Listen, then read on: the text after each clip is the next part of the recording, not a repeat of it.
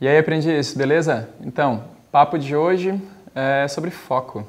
Olha só, o curso Aprenda Mais, ele existe também numa versão presencial. E normalmente as pessoas que procuram esse trabalho, que me procuram para fazer o curso da forma presencial, geralmente relatam que a principal busca deles, além de querer saber alguma coisa sobre técnicas, estratégias, é geralmente resolver o problema do foco. A maioria das pessoas que eu acompanho como professor tem problemas justamente nesse ponto. São aquelas pessoas que quando vão estudar, que durante uma aula, durante até uma conversa, ou em qualquer situação de modo geral, tem dificuldade em manter o grau de atenção e o foco direcionados numa única situação. E isso hoje, cada vez mais frequente, hoje, é um problema, porque a gente vive sempre em multitarefa. As pessoas hoje dirigem ao mesmo tempo em que escutam música, ao mesmo tempo em que mexem no celular, ao mesmo tempo em que conversam com alguém. Então a gente se habituou e aprendeu até a gostar e admirar essa habilidade de fazer muita coisa ao mesmo tempo. O problema é, quando a gente estuda, a gente muitas vezes repete esse comportamento. E tem gente que tenta estudar enquanto faz outras coisas. Tem gente que estuda com gente do lado conversando. Tem gente que estuda, às vezes batendo papo em algum chat, trocando mensagens. Tem gente que estuda com televisão ligada e não percebe o quanto isso prejudica e faz mal. Então, a dificuldade do foco, muitas vezes, ela surge de um ambiente que não ajuda, da falta de direcionamento, de alguma distração que a pessoa talvez não perceba. O foco, no fim das contas, ele acontece, a falta dele, porque às vezes sistematicamente a gente tem um contexto que não ajuda. Então, se você é esse tipo de aluno, esse tipo de estudante, que tem dificuldade para manter a concentração, a ideia é, isso provavelmente tem mais de um motivo. Então, manter a concentração ao longo de uma sessão de estudos é fundamental, porque não adianta nada você fazer um guia, o estudo rabiscado, resolver questões, enfim, fazer todos os passos do seu método, se você fizer isso fisicamente, mas sem prestar atenção. Você às vezes pode construir um mapa mental errado, que mais vai atrapalhar do que ajudar. Você pode muitas vezes, desfocado, resolver uma questão de qualquer jeito, não perceber algum erro, alguma coisa. Enfim, acaba perdendo tempo, ou até sentir uma pouca produtividade, uma baixa produtividade justamente por falta desse foco. Então, o nosso papo de hoje é para tentar resolver esse problema, ok? Só quero adiantar uma coisa, não existe fórmula mágica. Muito bem, então, o primeiro ponto é o seguinte, para começar, por que a gente precisa pensar nesse foco e concentração? Porque olha só, pelo perfil da maioria dos estudantes, a maioria tem problema com dois tópicos, tempo e energia. Tempo, porque nos falta esse tempo justamente porque a maioria das pessoas estuda depois de trabalhar, depois de ter um dia inteiro de aula e sobram geralmente poucas horas, 2, 3 horas por dia, quando muito. Essas pessoas que têm pouco tempo, muitas vezes também têm que lidar com o quê? Cansaço, falta de energia. Muita gente vai estudar geralmente à noite, à tardinha, depois de um dia de trabalho ou de um dia extenuante, longo de aula. Então, qual que é o ponto-chave? Para a gente poder direcionar melhor a nossa energia em função do nosso tempo, é preciso ter foco. Uma pessoa concentrada consegue, em meia hora, 1 hora de estudo, fazer muito, se ela tiver foco. Essa mesma pessoa desconcentrada, desfocada, sem um alvo definido, em 2, 3 horas, produz pouco. Então, a palavra-chave associada a foco e concentração é produtividade. Se eu tenho foco e concentração, eu consigo direcionar melhor a minha energia em função do meu tempo e ganhar com isso em produtividade. E como funciona a nossa concentração? A nossa concentração ela vai acontecer em uma medida que a gente pode quantificar, certo? Essa medida está associada ao nosso grau, à nossa capacidade de manter a nossa atenção. Então a gente pode graduar essa atenção, digamos, para efeitos de didática, em 5 níveis. O primeiro nível é a atenção dividida. Essa atenção dividida é aquela atenção que para a gente como estudante não serve. Atenção dividida quer dizer o quê? É aquela atenção que você tem fazendo pelo menos justamente, normalmente, duas coisas ao mesmo tempo. Quando você dirige e fala ao telefone, quando você dirige e manda mensagens. Por que é proibido? Por que legalmente você não deve fazer isso? Porque ou você dirige ou você manda mensagem. As duas coisas ao mesmo tempo, você não consegue fazer tão bem. Então, né, tem todo um perigo associado. Quando a gente vai estudar, essa atenção dividida, ela se manifesta geralmente quando você tem alguma distração, por exemplo, como uma televisão, uma conversa paralela ou algo parecido.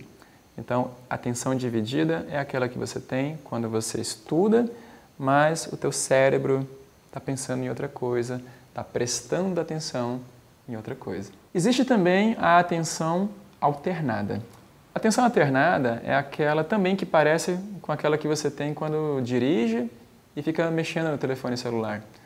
Quando uma pessoa dirige e lida com o telefone, ora ela presta atenção no trânsito, ora ela presta atenção no telefone.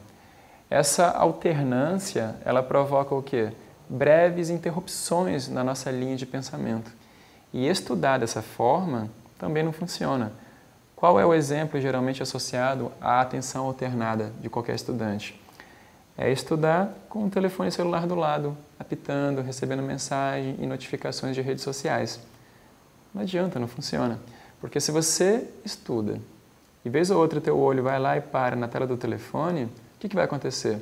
Essa pequena distração, que parece inocente, teu olho foi para cá e voltou, essa pequena distração já é suficiente para condenar provavelmente teus próximos 5, 10 minutos de estudo. Por quê? Você não consegue seguir uma linha, você não consegue manter a concentração e teu cérebro não entra em modo focado. Ele vai ficar o tempo todo em modo difuso. Então, essa atenção alternada também não funciona. Atenção seletiva, o nosso terceiro nível de atenção. Essa já é uma atenção que deve ser treinada, né? Algumas pessoas conseguem fazer isso e um exemplo para entender o que é atenção seletiva é pensar no seguinte. Você já conheceu, já verificou alguém que consegue ler um livro, entender o livro, processar um livro, mesmo enquanto essa pessoa faz a leitura num ambiente ruidoso, né? Com pessoas conversando, dentro de uma sala de aula, de repente no ônibus? Então, essas pessoas conseguem fazer o que a gente vai chamar de atenção seletiva. Apesar de haver algum tipo de distração no ambiente, tem pessoas que conseguem manter um certo foco. Isso, claro, dá trabalho, isso gera um estresse e acaba custando para a gente um pouco de força de vontade. Então, é sim possível alguém estudar, fazer uma leitura, entender alguma coisa e aprender, só que dessa forma, isso é viável apenas em um curto espaço de tempo, né? Porque a nossa força de vontade ela vai ficar se perdendo, né? Porque a gente vai gastar um pouco do nosso esforço, um pouco da nossa força de vontade para manter essa atenção seletiva. Então, também não é ideal. O ambiente de estudos, para que a pessoa tenha foco e concentração, não pode ter nenhum tipo de distração que divida sua atenção, que alterne sua atenção e que exija seleção da sua atenção. Ou seja, se eu quero estudar, eu preciso trabalhar no que a gente vai chamar de quarto e quinto nível de atenção. O quarto nível da nossa atenção, um pouco mais alto agora, é o que a gente vai chamar de atenção sustentada. A partir do momento que você consegue ter a tua atenção seletiva e gerar um foco e mirar esse foco para o seu estudo, para o seu objeto de estudo, você tem agora que trabalhar para que ela seja mantida. A nossa concentração, especialmente hoje, em tempos de aprendizagem veloz, de muita informação, de multitasking, a nossa concentração ela dura muito pouco.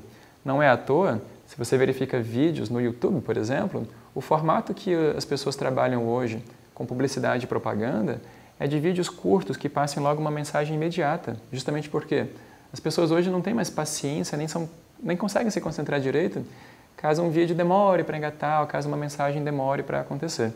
Então hoje tudo é muito rápido, tudo é muito fast food, e por causa disso a gente tem naturalmente uma dificuldade em selecionar nossa atenção e manter essa atenção por mais tempo. Por isso é importante lembrar lá atrás das aulas de neurociência. A gente tem que trabalhar a nossa sessão de estudo na forma de um bloco. Lembra da técnica Pomodoro? Do estudo blocado? Você estuda 30 minutos e descansa 10. Isso é fundamental também nesse ponto, porque fazendo o meu estudo de forma blocada, eu consigo garantir que que a minha concentração se mantenha também ao longo desse bloco. A partir do momento que eu estudo por longo prazo, eu complico e dificulto a sustentação da minha concentração. E por fim, temos a atenção focalizada. É aquela que realmente se ajusta ao modo focado do nosso cérebro. O que significa isso? Imagina que o nosso pensamento, ele acontece através de toda a região cerebral. E imagina que esse pensamento todo ele se condensa num ponto. Digamos que você esteja estudando matemática. Quando você realmente consegue entrar em atenção focalizada, todo o seu pensamento está ali. Você não lembra que tem conta para pagar, não lembra que amanhã tem aniversário de uma tia, você não lembra de compromisso nenhum. Você está ali, totalmente imerso. Então, para que isso aconteça, é preciso que você tenha todo esse cuidado com as outras formas de atenção. Então, a atenção dividida, alternada, seletiva e sustentada, elas vão levar você a essa atenção focalizada. Depois que você ultrapassa cada barreira dessas, a ideia é que você consiga trabalhar com o seu máximo de concentração.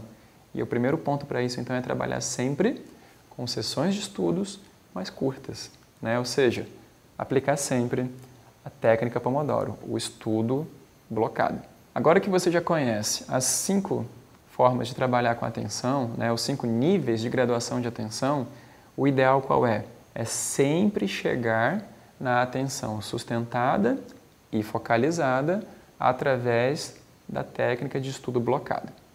Uma vez que isso aconteça e você consiga manter a sua atenção, é preciso também prestar uma certa atenção em outros aspectos. O seu ambiente de estudos.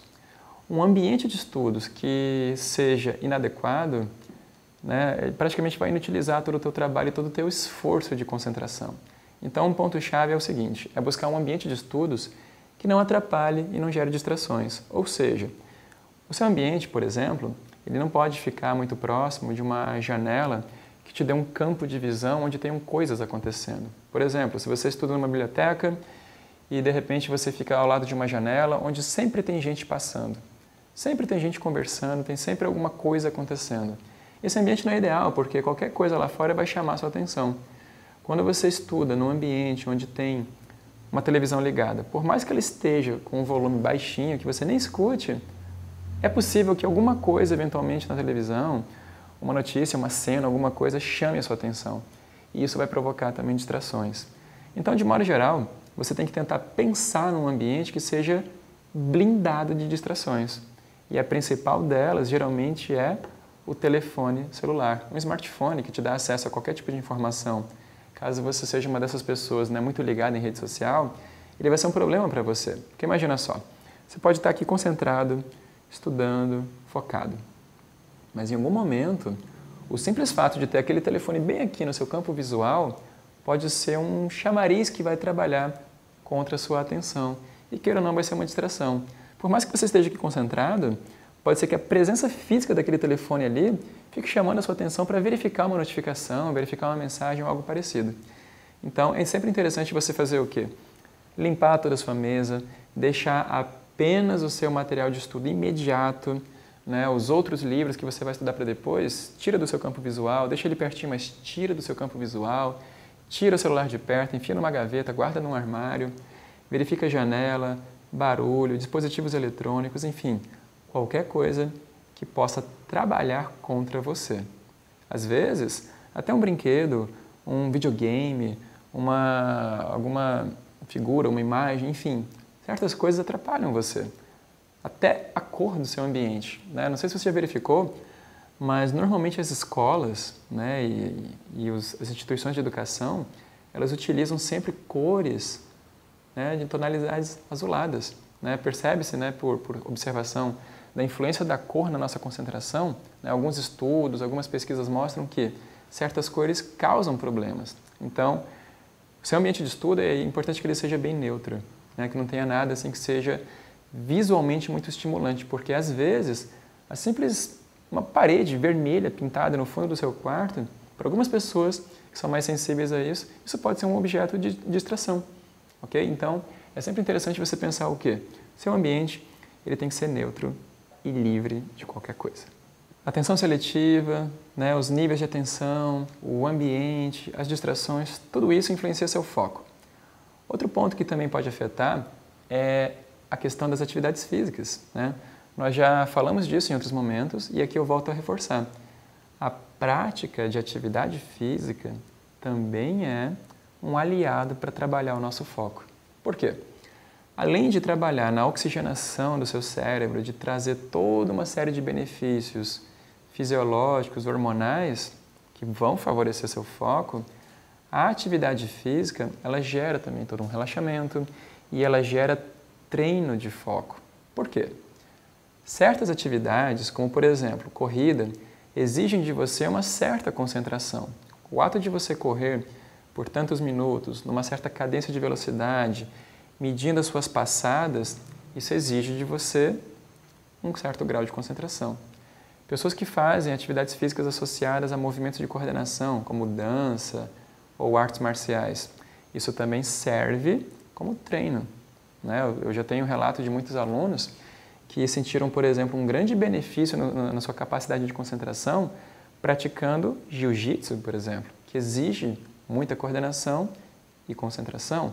Pessoas que trabalham, né, com dança, que fazem balé, por exemplo, têm uma facilidade natural também para se concentrar. E existem atividades que especificamente trabalham a favor disso. Por exemplo, o Pilates e a Yoga. Pilates e Yoga, por exemplo, são reconhecidamente, né, atividades que exigem concentração e foco. Então, de modo geral, quem pratica esse tipo de atividade tem também um benefício. Não à toa, muitas escolas hoje trazem profissionais dessas áreas, né, fisioterapeutas, educadores físicos, para que possam trabalhar também com seus alunos. Justamente por quê? Porque trabalhar com atividade física, coordenação, sinestesia, consciência corporal, exige que o nosso corpo aprenda a se concentrar nisso. E dessa forma, extrapolando lá de fora para dentro, a gente ensina o nosso cérebro a concentrar. Então, você pode e deve apostar nisso. Por fim, uma recomendação também ainda voltada a essa questão da atividade física e que começa cada vez mais a ganhar força é a prática da meditação. Eu até recomendo por experiência própria, né? Por experiência própria e por recomendações de literatura, de artigos e de alguns livros que eu já tive contato, a meditação ela é apontada hoje como uma ótima ferramenta também. Por quê? Porque ela trabalha externamente e internamente com a nossa capacidade de concentração. Muita gente pensa que meditação é uma coisa mística, esotérica, para esvaziar a mente. E não é. Existem formas de meditação que, na verdade, ensinam a gente a direcionar o nosso pensamento. E direcionar o pensamento é concentrar, é trabalhar o foco. Então, aposte também. Se você pode, se você tem condições, tente se inteirar um pouco desse assunto. A meditação parece coisa de orientais, parece uma coisa esotérica e mística, mas eu garanto para você, se você tentar treinar meditação, a meditação mindfulness, por exemplo, ela hoje é considerada uma forma muito interessante e impactante e biologicamente adequada de trabalhar com concentração. Outro ponto, da mesma forma que a atividade física influencia a nossa capacidade de concentração externamente para internamente, existe também a questão da nossa alimentação. Se a atividade física influencia a nossa capacidade cognitiva e o que acontece aqui dentro com o nosso cérebro, a alimentação, claro, também vai afetar. A gente já viu em outra aula a importância do nosso cuidado, por exemplo, com a ingestão de carboidratos, né, os famosos açúcares. Quando a gente vai estudar, ao longo de uma sessão de estudos, o cérebro da gente consome glicose e outros nutrientes, claro. Mas eu falo da glicose especialmente por quê? Porque no nosso corpo, de modo geral, nós temos várias áreas que são capazes de estocar glicose na forma de uma substância chamada glicogênio. O glicogênio é uma molécula maior do que a glicose que serve como um reservatório natural de energia, nos nossos músculos, por exemplo. O problema é, o nosso cérebro não tem reservatórios. Então, ele precisa o tempo todo ser alimentado por glicose. O que significa isso? Se eu vou estudar com fome, provavelmente eu não vou conseguir me concentrar. E se eu estudar com muita glicose na minha circulação, porque eu comi algum doce, alguma coisa inadequada, eu posso ter um pico de glicemia. O que é um pico de glicemia? é quando você come algum carboidrato que rapidamente é absorvido pelo seu corpo e que libera muita glicose ali na sua circulação sanguínea. Esse excesso de glicose vai provocar em você o quê? A liberação de insulina. Sabe aquele famoso hormônio, né, associado geralmente a diabetes? Então, a insulina é um hormônio que geralmente está associado, geralmente não, né? Sempre, né? A insulina é um hormônio que normalmente trabalha de que forma? Reduzindo seus níveis e controlando, na verdade, seus níveis de glicose. O problema é, quando o nosso corpo libera insulina, ele gera uma condição fisiológica que atrapalha um pouco a nossa capacidade de concentração. Então, o que é o ideal? Nem de mais e nem de menos. Ao começar uma sessão de estudos, é importante sim que você esteja alimentado, mas com algum alimento que não cause um pico muito grande de glicemia. Né? O que seria um alimento, nesse caso, ideal? Algum alimento de baixo índice glicêmico, né? Geralmente cereais, alguma coisa integral, pães integrais, algum tipo de massa integral. Algumas frutas, não todas, né? Algumas frutas são mais interessantes, como a maçã verde, por exemplo, ou chocolate, desde que seja um chocolate com 60% de cacau. E, enfim, alimentos que sejam adequados para aquelas pessoas que têm diabetes. Então, se você quiser saber que tipo de alimento é ideal para você comer na hora de estudar, pesquise justamente o quê? Aquele tipo de alimento que um diabético pode comer com mais segurança. Esse alimento provavelmente vai servir muito bem para você. Por quê? Porque ele não vai provocar um pico de glicemia. Bom, agora mais um detalhe. Tudo que a gente falou até agora são aspectos associados a situações que podem influenciar mais ou menos o seu foco. Repara, não existe uma fórmula mágica, não existe uma única coisa que você faça que vai determinar que você tenha ou não concentração. Primeiro, concentração depende de fatores fisiológicos, do ambiente, também depende de condições emocionais, né? Não adianta você querer estudar concentrado com algum tipo de abalo emocional te incomodando. Enfim, depende de uma série de fatores. A nossa concentração, ela não segue uma cartilha assim tão simples. O ponto que eu quero que você entenda é o seguinte: concentração e foco são habilidades que você adquire, claro, em primeiro lugar, por esforço e treino, né? Então, essa situação que a gente comentou de prática de atividade física, o próprio esforço de estudar é um treinamento. Então, quando você realmente resolve que vai começar a estudar, você começa estudando um pouquinho hoje, um pouquinho amanhã, e de pouquinho em pouquinho você vai treinando o seu cérebro a lidar com esse esforço de concentração. Então, é algo gradativo. Por ser algo gradativo, você tem que ter também paciência, né? O seu cérebro tem que ser treinado aos poucos para que desenvolva esse foco e essa concentração. Então, esse é um ponto-chave importante. Concentração se adquire por persistência, ok? Então, se hoje você vai estudar e não conseguir manter a sua concentração por longo prazo, não tem problema. Continue, vai forçando, vai treinando, vai trabalhando esse aspecto em você. Isso é uma habilidade a ser desenvolvida. Você não vai virar uma pessoa concentrada da noite para o dia, ok? Então, paciência. Outro aspecto, né, também para a gente colocar em toda essa salada de frutas que é a nossa concentração. Além de ter os fatores fisiológicos, externos e tudo mais que a gente comentou, a questão do abalo, condição emocional e treinamento, um ponto-chave também para a gente pensar em foco e concentração é a nossa percepção do que a gente está fazendo. Quando a gente tem algo bem claro na nossa mente sobre o que é que eu tenho que fazer, é mais fácil manter minha concentração. Então, imagine só, sempre que você for estudar, é importante que você estabeleça naquela sua sessão de estudos uma meta. Mais do que isso, como é que a gente conversa mesmo com o nosso cérebro? Escrevendo. Escreva essa meta. Por exemplo, digamos que eu vou fazer agora um bloco de meia hora para depois parar por 10 minutos. Nessa meia hora, estudando essas 10 páginas, o que eu quero com isso?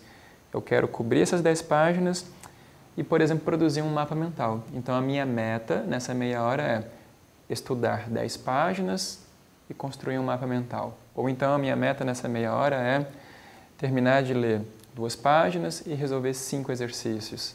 Ou seja, estabeleça para você uma meta que você possa cumprir. Essa meta, escreva Para quê? Para que isso fique martelando lá na sua cabeça. Essa percepção de uma meta a ser cumprida, em função do tempo que você tem, vai gerar em você, né, depois de algumas tentativas, uma espécie de direcionamento. E provavelmente vai ajudar você no seu foco. Por quê? Porque se você não disser para o seu cérebro o que é que ele tem que fazer, ele vai fazendo, né? Vai fazendo o que tiver que fazer, o que der para fazer, o que ele entender que tem que fazer. Agora, se você tem aquela conversinha inicial e diz, ó, cérebro, isso aqui é o que eu quero ao final dessa meia hora. Ele vai trabalhar bem mais orientado. Então, além de todas as condições ambientais, físicas e nutricionais, é importante também que você diga para o seu cérebro o que é que ele tem que fazer. Então, estabeleça e escreva metas. Bom, e para fechar, um papo rápido sobre uma coisa relacionada a aspectos psicológicos também. Você já deve ter percebido, já deve ter visto alguma situação de treinadores de cães. Quando alguém treina um animal, um cachorro, para fazer algum tipo de... para gerar um tipo de truque, desenvolver uma habilidade como sentar, rolar, fingir morto, nota que geralmente esses treinadores eles criam algum tipo de condicionamento, né? Quando o animal ele realiza uma ação, ele ganha um prêmio, por exemplo, uma ração, um alimento. E aí o animal sabe que, condicionado àquela realização que ele faz, ele ganha alguma coisa. Isso a gente vai chamar de reflexo condicionado. Por exemplo, o que seria, né, um caso de reflexo condicionado? Imagine-se quando você vai a um cinema. Normalmente o cinema lembra o quê? Pipoca. E por mais que você vá a um cinema num shopping, por exemplo, por mais que você já tenha comido alguma coisa, tem gente que só de chegar naquele ambiente do cinema e sentir aquele cheiro de pipoca, já se sente compelido imediatamente a entrar na fila e comprar pipoca, certo? Mesmo que não sinta fome. Isso é o quê? É um reflexo, é um comportamento condicionado a alguma coisa. Então, a gente tem o reflexo condicionado. É uma resposta desencadeada por uma condição. Quando a gente estuda, a gente não sabe, muitas vezes, nem percebe, mas existem reflexos condicionados. Por exemplo, tem gente que quando vai estudar gosta de ouvir música, certo? Então, tem gente que sem perceber cultiva o hábito de escutar música enquanto estuda, sem que isso prejudique, digamos, música barroca. Todo mundo já ouviu falar por aí que música barroca ajuda a concentração, né? Muita gente fala sobre ondas cerebrais, as ondas alfa, e parece que a música barroca, de alguma forma, influencia isso. Não se sabe ainda se isso é bem verdade. O fato é que muita gente relata realmente um aumento de concentração. Então, olha só, além da música barroca, teoricamente, favorecer as ondas cerebrais e gerar concentração, essa mesma música barroca, ela pode servir de condicionamento para quê? Para seu cérebro identificar que aquela música é a trilha sonora dele de estudos. Então, tem muita gente que quando escuta uma música, por exemplo, lembra, né, de um ex-namorado, lembra de uma situação ou algo parecido. E quando você estuda ouvindo uma certa música, pode ser que essa música, por um reflexo condicionado, vire a sua música de estudar. Então, pode ser uma forma de trabalhar isso. Outro exemplo, um aroma. Imagine quando você vai a um consultório odontológico. Lá no consultório odontológico, você já percebeu que tem aquele cheiro de uma resina que existe num consultório que lembra aquele tal do cheiro de dentista? Então, crianças também são sensíveis muitas vezes ao cheiro dos produtos utilizados na vacinação, né? Quando você vai a um posto de vacinação que tem vários lotes de vacinas ali empacotadas, muitas vezes tem um aroma, um cheiro específico. E as crianças associam isso a uma agulhada e já sentem uma certa angústia, né? Então muita gente sente, né, uma certa angústia ao sentir o cheiro do dentista, o cheiro da vacina ou qualquer coisa parecida. Por quê? Porque a nossa memória cria um vínculo com isso. E olha só que legal, algumas pesquisas apontam que você pode vincular um aroma ao seu momento de estudos. Por exemplo, existem alunos que relatam que conseguem estudar muito bem quando acendem, por exemplo, um incenso. Qual que é a situação? Não é que o incenso faça bem, é que o incenso ele só acende quando estuda. Então, normalmente o que acontece? Aquele cheiro do incenso, aquele aroma de especiarias, lembra o cérebro dele que ele está estudando. Então, isso gera uma espécie de reflexo condicionado. Toda vez que eu sinto aquele cheiro daquele incenso, é o momento que eu estou estudando. Então, meu cérebro já associa e entra no clima, entende? Então, o aroma, por exemplo, pode ser uma forma. Existem apontamentos, por exemplo, de que o aroma de baunilha é interessante por criar esse tipo de reflexo. Então, tem gente, alguns concurseiros relatam que usam o quê? Que no seu momento, e somente no seu momento de estudo, eles utilizam aqueles difusores de baunilha, né? Que é uma espécie de perfume que você pode comprar num vidrinho, que tem lá uns palitinhos que absorvem aquele cheiro e ficam difundindo esse cheiro no ambiente.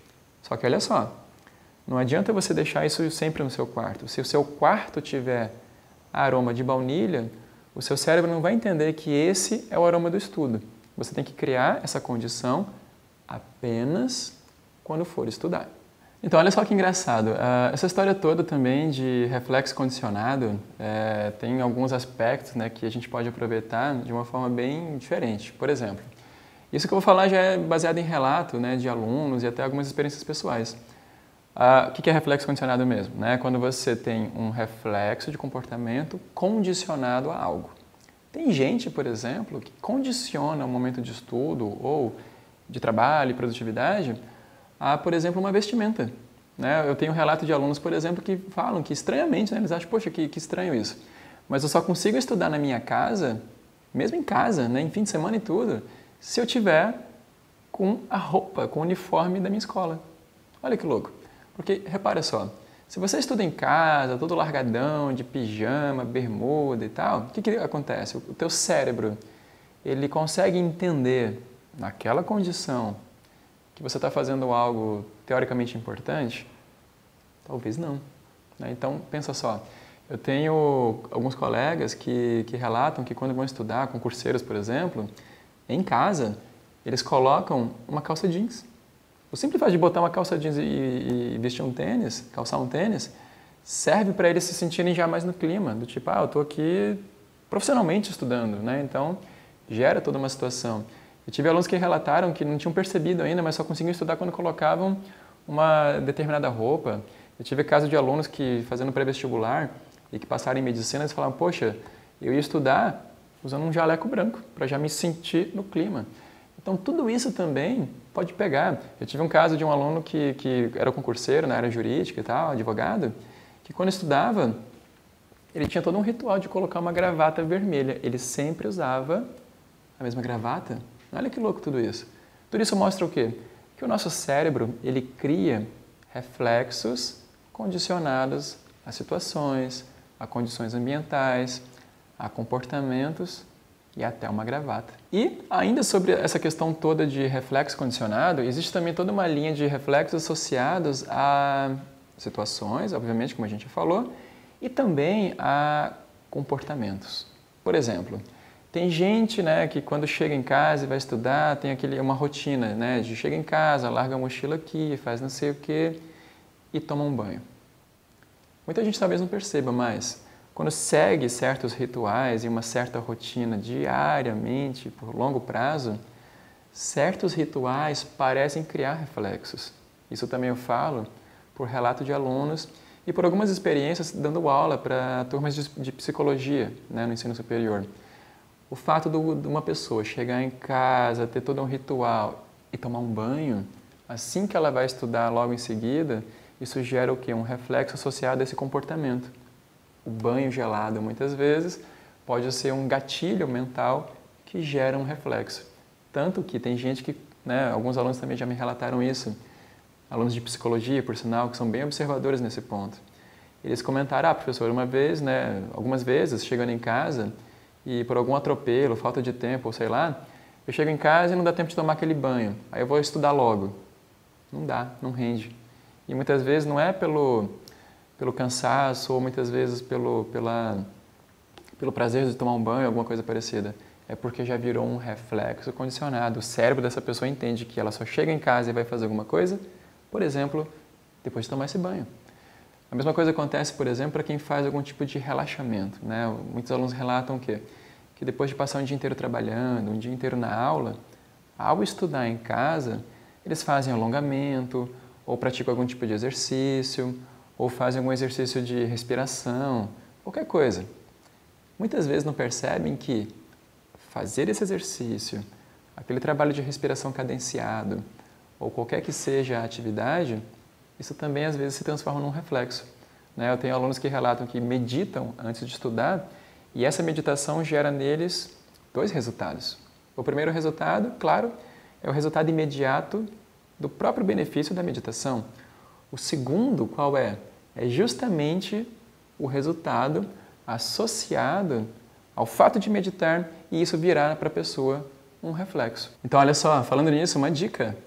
Como a gente associa, então, o nosso comportamento de estudante a condicionantes, olha só, se você estuda num ambiente que normalmente tem distração sonora, né, digamos que na sua casa, você vai estudar em casa e sempre, né, num espaço compartilhado, tem televisão ligada, tem pessoas conversando, telefone tocando, criança chorando, tudo isso. Como é que você lida com um ambiente que tenha distrações sonoras e, de quebra, já ganha um benefício com reflexo? Uma dica é a seguinte: utilize aplicativos que sirvam como um abafador de som. Não sei se você já viu, mas existem aplicativos por aí que você pode baixar e que geram uma espécie de ruído, que a gente chama de ruído branco ou ruído neutro. Esse ruído, você faz o quê?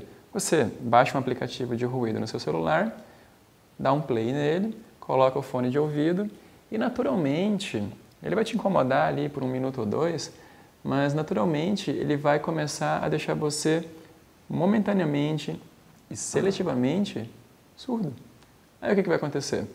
Nesse ambiente de estudos que tem normalmente alguém falando ou qualquer distração sonora, utilize o seu gerador de ruídos, esse abafador. Ele vai naturalmente deixar você surdo e bloquear essa distração sonora. O próprio ruído dele não vai ser necessariamente um incômodo, justamente por quê? Porque ele é um ruído neutro. E o que você ganha com isso? Primeiro, você abafa o som e, segundo, isso vira um reflexo.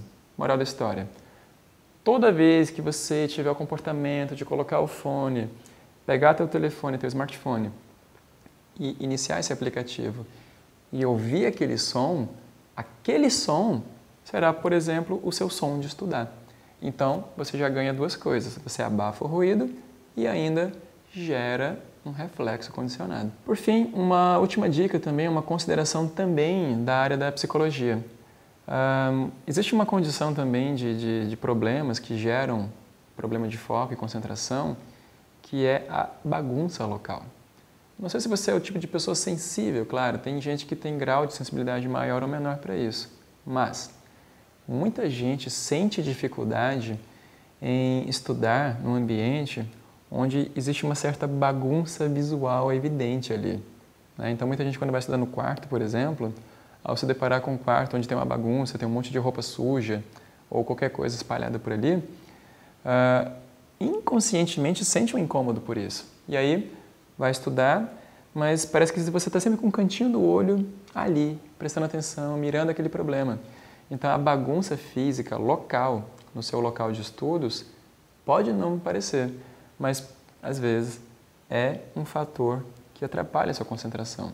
Tanto que muita gente também tem todo um ritual para estudar associado justamente a isso, a organizar, né? Tem gente que gosta de, quando estudar, de sempre colocar um notebook aqui, uma papelada aqui, o livro aqui na frente, um material espalhado aqui de uma certa forma e faz todo um ritualzinho de organização no ambiente, aí guarda os livros, mexe na papelada e tal. E tudo isso gera o quê? Isso tudo gera todo um comportamento de organização. Então, para muita gente, esse momento de organizar a bagunça já serve também como uma espécie de reflexo condicionado. E, por fim, existe, claro, o famoso recurso do benefício da recompensa, né? Parecido com o caso lá do chocolate, existem situações em que a gente pode atribuir o nosso foco e nossa concentração jogando contra a nossa ansiedade. Por exemplo, Tem pessoas que, por causa da ansiedade por fazer alguma coisa, não conseguem muito bem direcionar o seu foco e concentração. Como isso pode se resolver?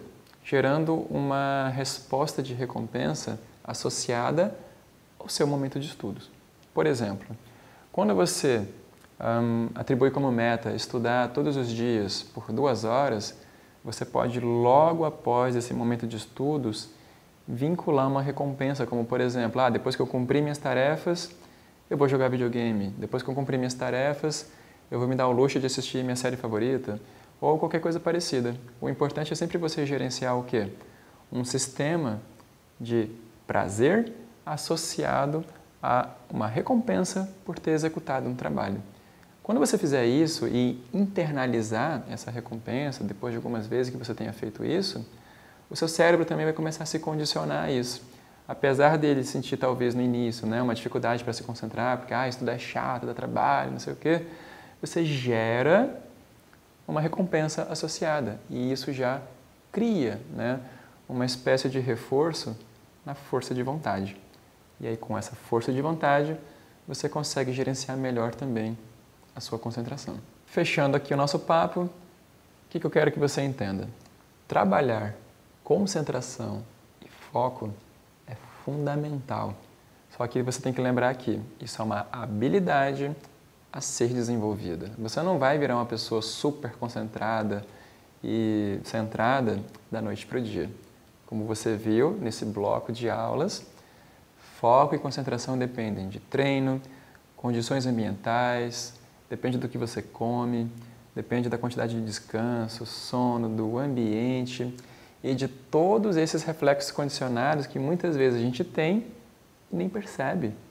Então, inclusive, para fechar essa aula, tenta agora fazer esse exercício de autorreflexão, de autoconhecimento. Tenta botar no papel, pensa aí.